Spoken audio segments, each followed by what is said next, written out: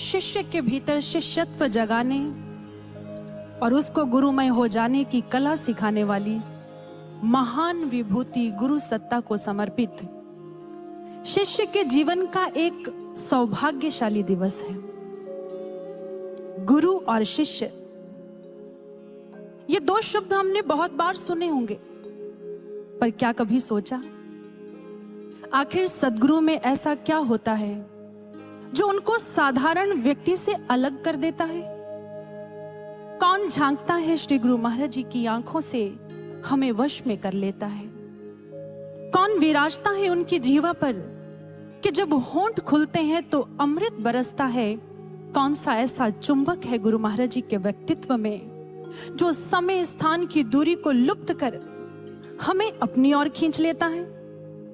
ऐसा कौन सा गुण, कौन सा आकर्षण है जो गुरु को गुरु बनाता है?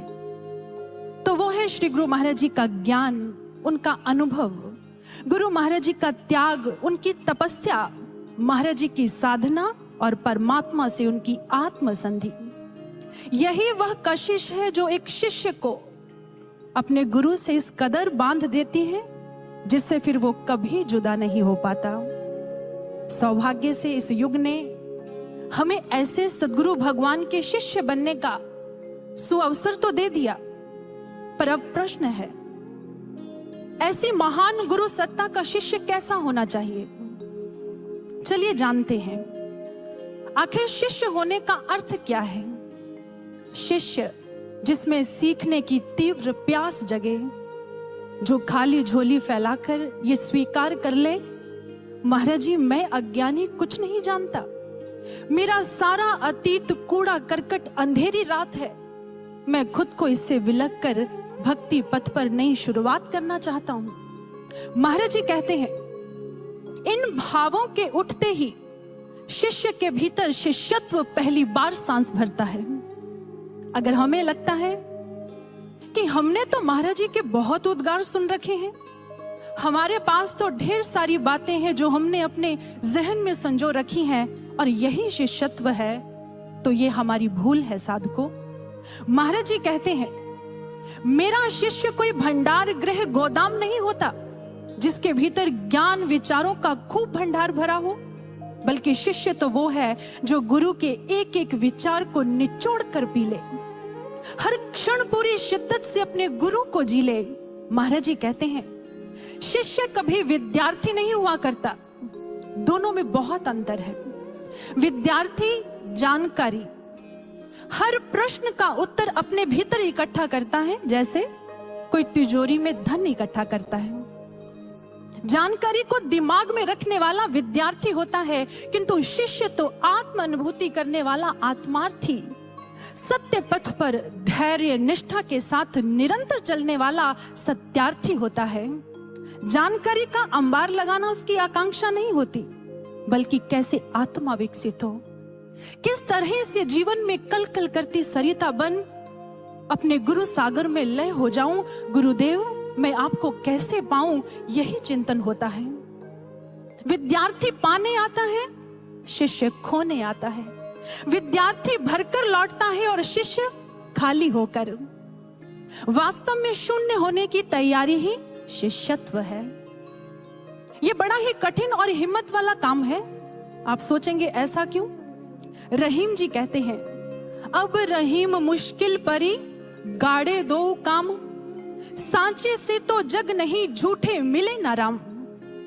अगर सच की राह पर चलता हूं तो संसार छूटता है, अगर झूठ को पकड़ता हूं तो गुरु का दरबार। असल में सांसारिक सुख और आध्यात्मिक आनंद दोनों विपरीत ध्रुव है, एक को छोड़ने पर ही दूसरा मिलता है। पर हमने तो गुरु भक्ति को पाना ऐसे सहज समझ लिया जैसे संसार की अन्य वस्तुएं पाने के लिए कोई घर से निकलता है। कहते हैं राजा प्रसेनजीत ने ध्यानस्थ भगवान महावीर को देखा तो प्रार्थना की, भगवान मेरी तिजोरी में सब कुछ भरा पड़ा है, केवल ये आनंद की अवस्था ध्यान नहीं है।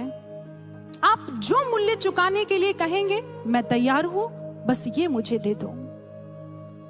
भगवान महावीर ने मुस्कुराकर कहा ये कोई बाहरी संपदा थोड़ी है जो मूल्य चुकाकर ले लोगे, ये कोई वस्तु नहीं है जो मैं तुम्हारे हाथ पर रख दूं, जिसे मैं हस्तांतरित कर दूं। इसके लिए तो तुम्हें रूपांतरित होना पड़ेगा। केवल बाहरी मूल्य चुकाने से नहीं चलेगा, तुम्हें पूरे का पूरा आत्म विसर्जन करना होगा। तुम जैसे हो वैसे ना रहोगे। गुरु की इस दिव्य कार्य प्रणाली को देखकर ही तो शिष्य कहता है, आते हैं जादू तुमको सारे ही कमाल के, तुम ले गए मुझसे मुझको निकाल के।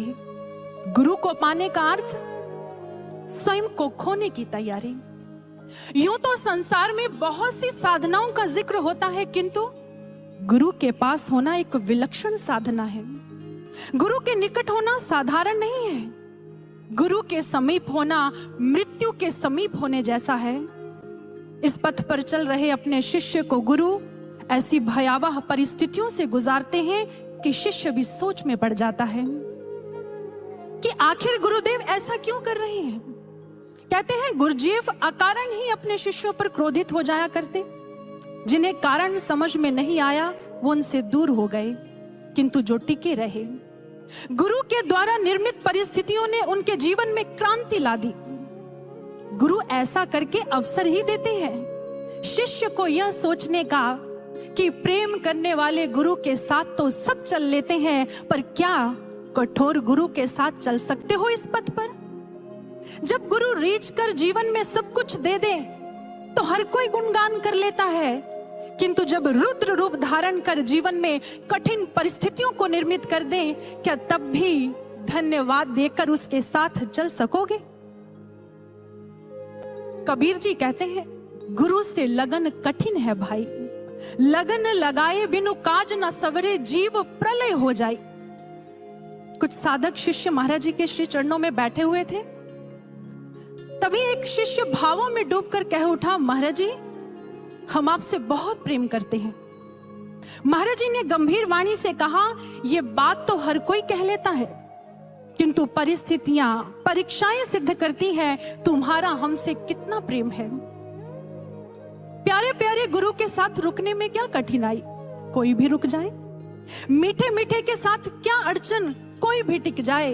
लेकिन महाराज जी कहते हैं, मेरे बच्चे जब मैं कठोर हो निर्माण के लिए तुम्हारे जीवन को कष्टदायी मोड़ पर लाकर खड़ा कर दूं, क्या तब भी बिना अधीर हुए मेरे साथ रह सकोगे?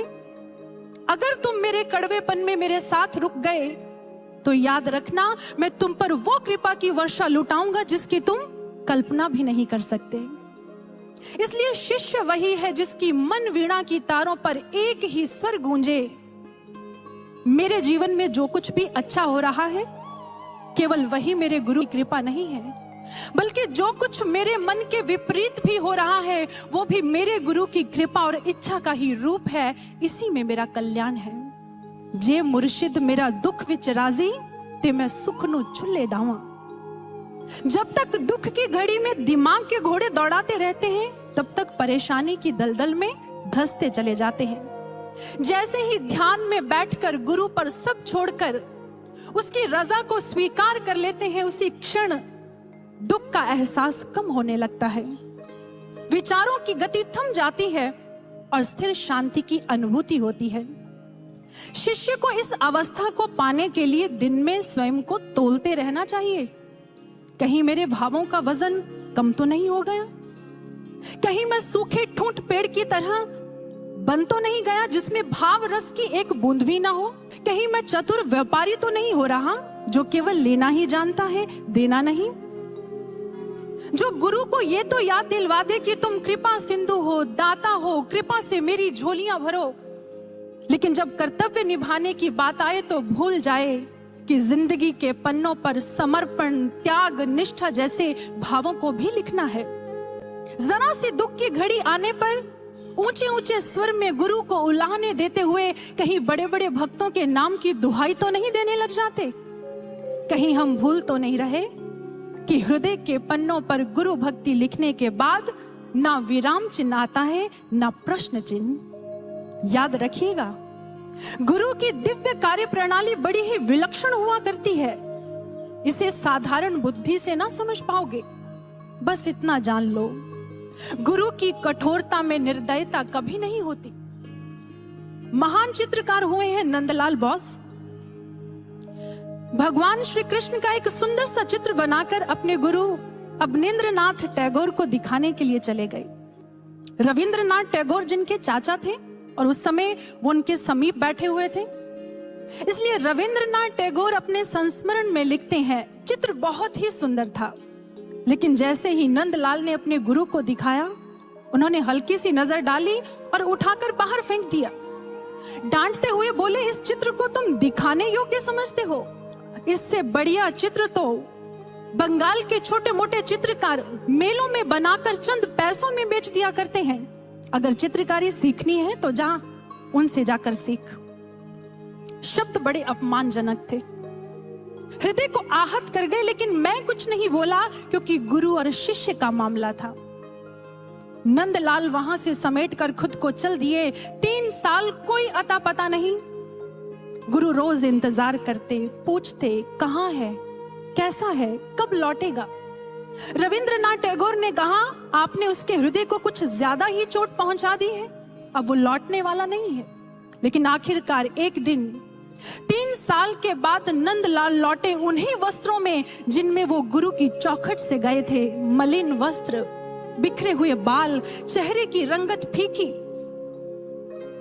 फिर से एक चित्र बनाकर लाए, गुरु के चरणों में रखकर प्रणाम करते हुए बोले, अच्छा किया, आपने मुझे उनके पास भेजकर यह सिखाया कि कला में अहंकार नहीं, सहज भाव कैसे झलके।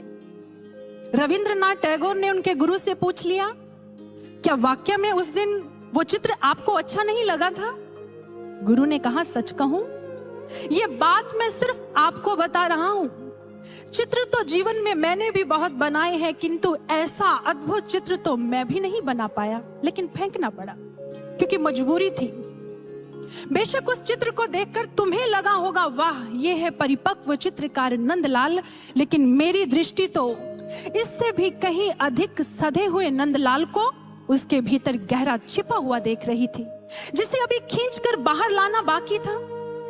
उस समय अगर उसका सर सहलाकर उसे पुरस्कृत कर देता तो उसके भीतर की प्रतिभा को, संभावना को खींचकर बाहर कैसे लेकर आता। एक शिष्य के भीतर में कैसी कैसी संभावनाएं छिपी हुई हैं, उनको कैसे संभव किया जा सकता है, यह भला गुरु से बढ़कर और कौन जान सकता है। एक शिष्य ने श्री गुरु महाराज जी से पूछा, महाराज जी, मेरे में बहुत कमियां हैं, क्या एक भी ऐसा गुण, एक भी ऐसी संभावना है जो आपकी सेवा में काम आ सके? महाराज जी ने विश्वास से भरकर कहा, उसने झट से पूछ लिया, फिर वो संभावना कब, कहां, कैसे संभव हो सकती है महाराज जी? महाराज जी ने मुस्कुराकर अपने श्री चरण की ओर देखा, मानो संकेत कर दिया, केवल गुरु चरणों में, यहां नहीं तो कहीं नहीं, अभी नहीं तो कभी नहीं। गुरु की इस दया दृष्टि को देखकर ही तो हृदय कहता है, शुक्रिया तेरी रहमतों का, मैं तो इस काबिल न था। जाने क्या देखा मुझ में कि मुझे तराशने चल पड़े हो। मैं आपकी सेवा में काम आऊं, ऐसी एक भी उम्मीद की किरण न मेरे भीतर झिलमिलाती है। बलिहार हूं तुम्हारी उस एक नजर के, जिसे मेरी अनंत कमियों में भी एक उम्मीद नजर आती है। संसार जहां पर एक कमी देखकर ठोकर मार देता है, गुरु अनंत कमियों के बाद भी एक संभावना को देखकर शिष्य का जीवन संवार देता है। बस उनके तराशने का अंदाज बड़ा अनोखा होता है। गुरु तो रहते ही इस अवसर की ताक में है, कब शिष्य को मिटाकर उसका निर्माण कार्य आरंभ कर सकूं, कब उसे खाली करके स्वयं को भर सकूं। हम बनना तो चाहते हैं पर मिटने से डरते हैं, इसीलिए इधर उधर भागकर बचाव के रास्ते खोजते ही रहते हैं। अंततः गुरु शिष्य के जीवन में ऐसी परिस्थितियां निर्मित कर देते हैं जब शिष्य के पास केवल एक ही मार्ग शेष बचता है, वो है उसके गुरु। मैंने महाराज जी के श्रीमुख से सुना है, गुरु शिकारी बनकर जंगल में हर और आग लगा देता है और एक कोना खाली छोड़ देता है। वहां स्वयं धनुष बाण लेकर खड़ा हो जाता है। शिष्य उस असहाय शिकार की तरह हर दिशा में बचाव के लिए दौड़ता है, लेकिन जब थक कर, हार कर, टूट कर गुरु की ओर मुख करता है, तब चलाते हैं गुरु अपने प्रेम और कृपा का बाण और अपने शिष्य का निर्माण कार्य शुरू कर देते हैं।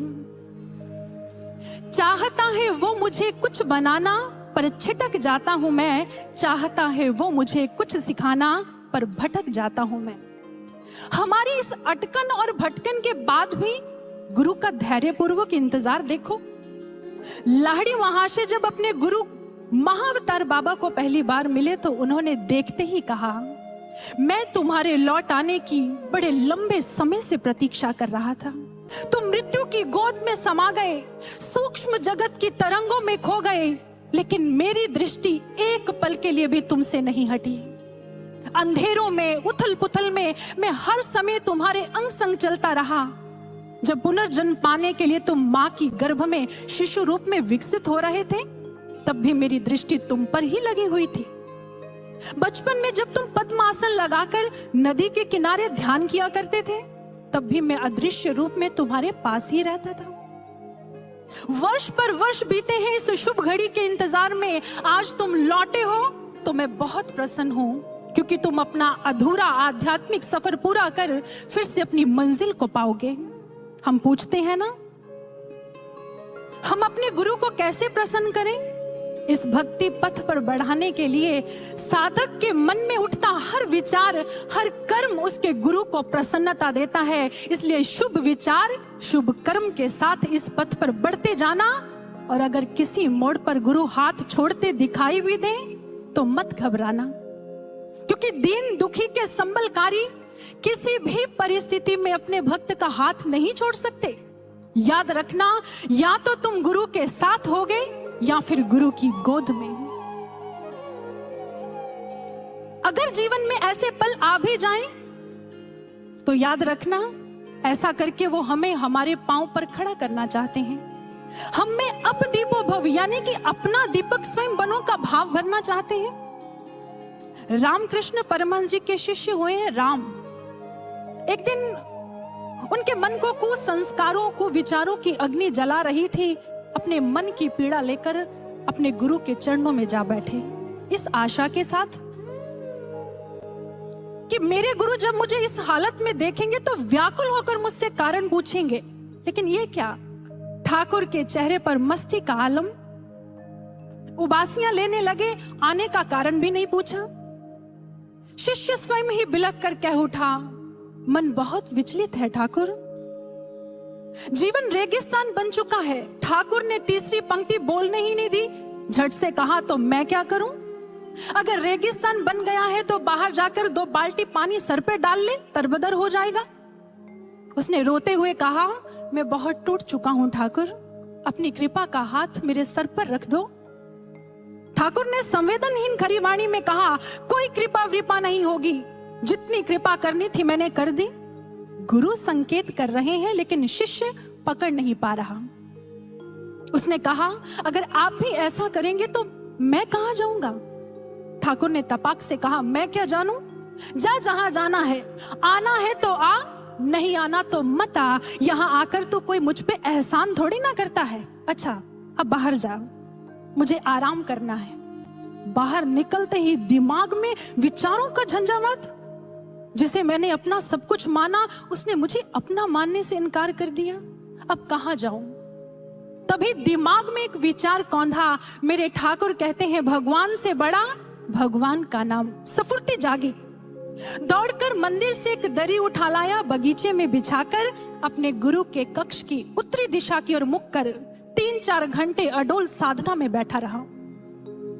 रात्रि के भोजन के बाद जब ठाकुर भ्रमण के लिए निकले, उस पर दृष्टि पड़ते ही उसके पास पहुंच घुटनों के बल बैठकर उसके कान में धीरे से बोले, अरे बस उठ जा, अब देख रेगिस्तान में भी झरने फूट पड़े हैं।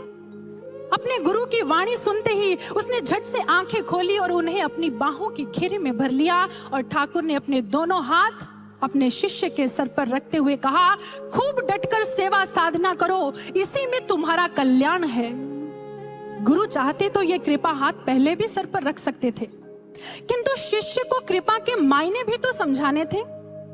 महाराज जी कृपा का मर्म समझाते हुए किसी साधक से कहते हैं, जब तुम गुरु को देह की सीमाओं में बंधा मान अपनी व्यथा सुनाने के लिए, संबल पाने के लिए गुरु की ओर बाहर की ओर दौड़ते हो तो केवल आश्वासन के 2 शब्द ही मिलते हैं।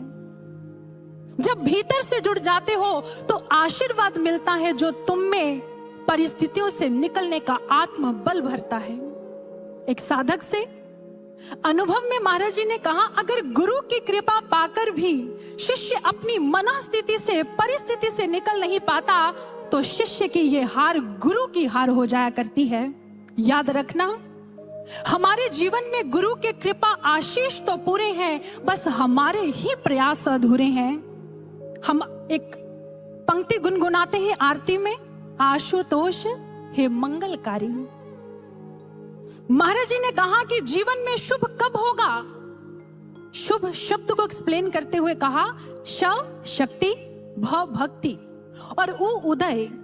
जब तुम्हारे द्वारा ईमानदारी से किए हुए प्रयासों से तुम्हारे अंतःकरण में शक्ति और भक्ति का उदय होगा, उसी क्षण तुम्हारा जीवन मंगल और शुभमय हो जाएगा। इसलिए गुरु के कृपा आशीष को संग लेकर इस पथ पर चलते हुए कुछ भी, कैसा भी घटित हो जाए, उसे हंस हंस कर स्वीकार कर लेना ही शिष्यत्व होता है। बेमन उदास होकर चलने में क्या लाभ? गुरु के पास बहुत अंधेरी रातें होंगी, उनकी गिनती मत करना। जरा सी कृपा रूपी बिजली की चमक झलक दिखा दे तो खुद का सौभाग्य समझना।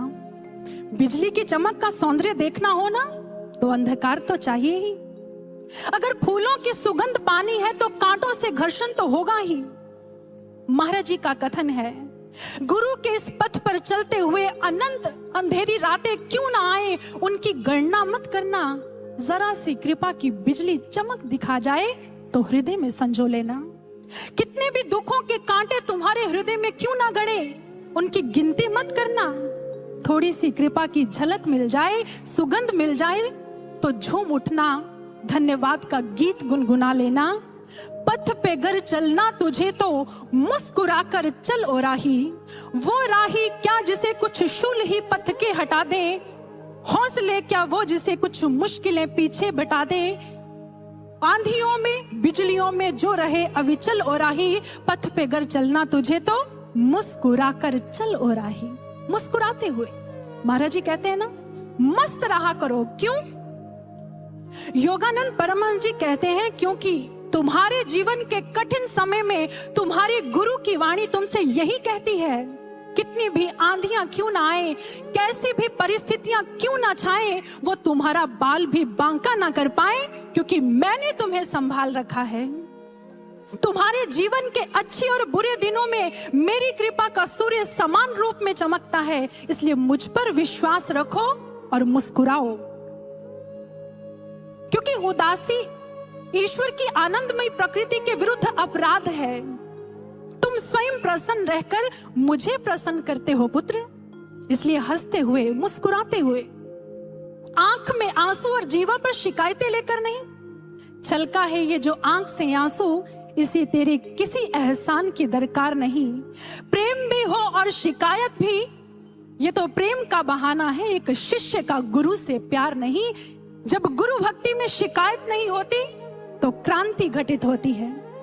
ठीक है, इस पथ पर चलते हुए गुरु की इस निर्माण प्रक्रिया में तोड़ने और गिराने में साधक को कष्ट और पीड़ा तो होती है, लेकिन ऐसे में साधक को आशावान बने रहना होगा कि ये गिराना भी मुझे बनाने के लिए है। नया घर बनाते हैं ना तो पुराने को गिरा देते हैं। उस मलबे को देखकर आप प्रफुल्लित होते हैं कि रोते हैं? निस्संदेह प्रसन्न होते हैं। ऐसे ही शिष्य के जीवन में हर विध्वंस उसके नव सृजन के लिए हुआ करता है। महाराज जी कहते हैं, बहुत कुछ टूटेगा तभी तो बनेगा। तुम्हें बिखेर कर संवारा जाएगा, तुम्हें निखारने के लिए झाड़ा जाएगा, पोंछा जाएगा, खंड खंड किया जाएगा। तुम्हारे भीतर की सुषुप्त संभावनाओं को हिलाया जाएगा, जगाया जाएगा। क्यों? क्योंकि जहां पर आनंद होना चाहिए वहां पर अभी संताप है, विरलाप है। जहां कृपा प्रसाद होना चाहिए वहां पर अभी विषाद है। सुख उन्हीं को मिलता है जो दुख से गुजरने के लिए तैयार रहते हैं। इसी का नाम तपश्चर्या है। इस प्रक्रिया से गुजर रहे साधक के हृदय की बस्ती में फिर रंग बिरंगा कल्पनाओं का संसार नहीं बसता। वहां पर वास्तविकता की भोर खिल उठती है।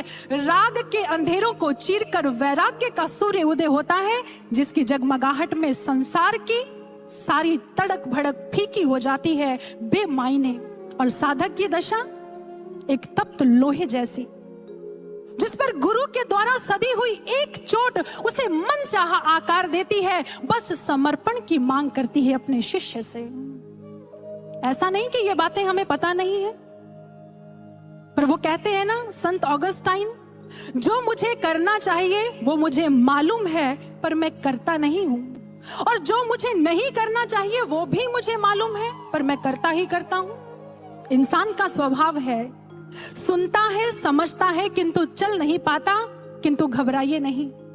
गुरु केवल राह दिखाने वाला रहनुमा भर नहीं है कि ये रहा रास्ता, ये रहे दिशा निर्देश, चलते जाओ। अरे वो तो मां की तरह गोद में उठाकर, पिता की तरह